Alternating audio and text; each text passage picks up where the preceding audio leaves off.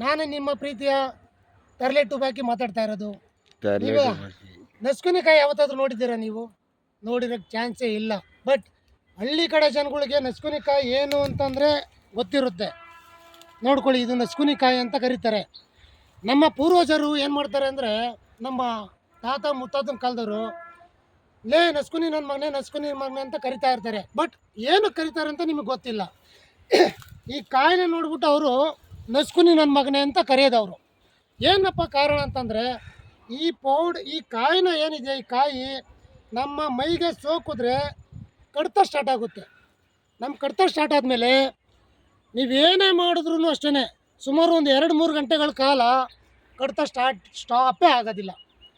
ಇದು ಬಂದು ನಸ್ಕುನಿಕಾಯಿ ಅಂತ. ನೀವು ಬೇಕಾದ್ರೆ ಗೂಗಲಲ್ಲಿ ಹೋಗಿ ಸರ್ಚ್ ಮಾಡಿದ್ರು ಈ ನಸ್ಕುನಿಕಾಯಿ ಅದ್ರದ್ದು ಫುಲ್ ಇಷ್ಟನೇ ಗೊತ್ತಾಗುತ್ತೆ.